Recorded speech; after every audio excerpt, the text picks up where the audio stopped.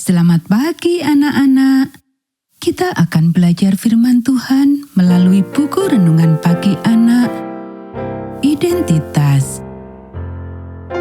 Hari ini tanggal 4 Oktober, judul renungan kita, Firman yang layak dipercaya.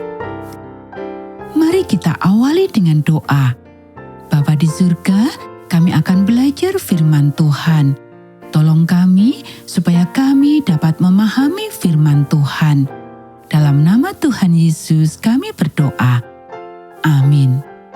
Anak-anak, ayat inti renungan pagi kita hari ini diambil dari kitab 1 Tesalonika pasal 2 ayat 13.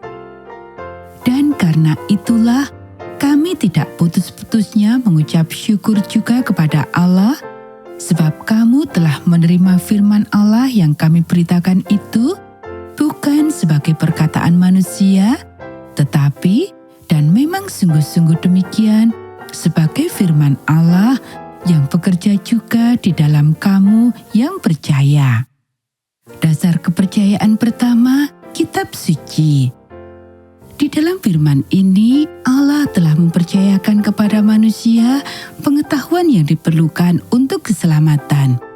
Kitab suci adalah standar karakter, ujian pengalaman, penyingkapan doktrin-doktrin yang berotoritas, dan catatan yang dapat dipercaya tentang tindakan-tindakan Allah di dalam sejarah.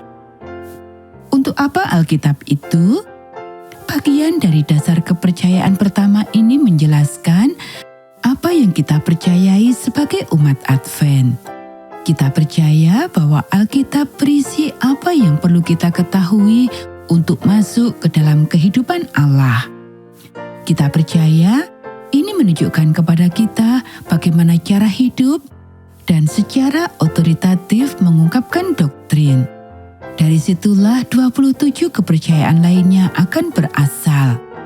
Setelah kita menetapkan dengan teguh bahwa kita percaya Alkitab dan kita percaya bahwa Alkitab sungguh-sungguh berarti seperti yang dikatakannya, maka kita dapat melanjutkan dengan membuat daftar tentang apa yang telah kita pelajari darinya.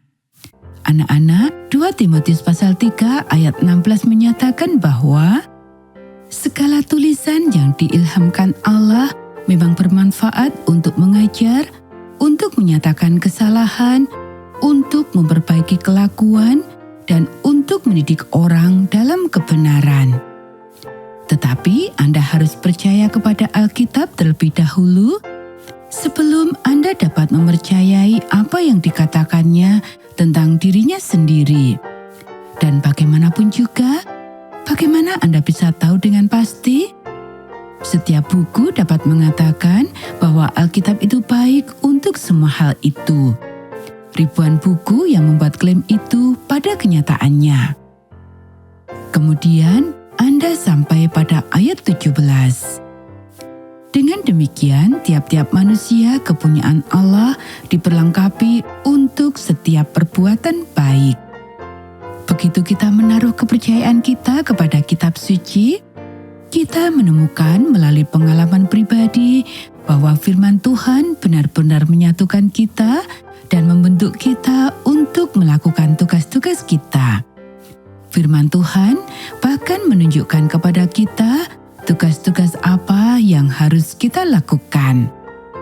Jadi, intinya adalah seperti yang dikatakan oleh Nyonya White, bukan kata-katanya yang menginspirasi, melainkan orang-orangnya.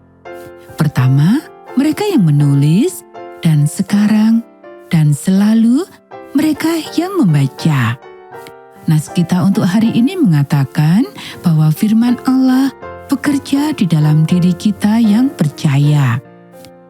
Kita seringkali dapat mendengar dan merasakan suara palu dan gergaji.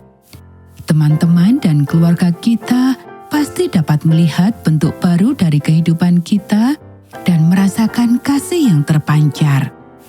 Pada saat itulah kita mengetahui bahwa ini bukan hanya sekedar huruf-huruf di atas kertas. Itu adalah Allah yang hidup, Roh Kudus yang hidup, yang menggunakan kata-kata itu untuk menjadikan kita seperti yang seharusnya.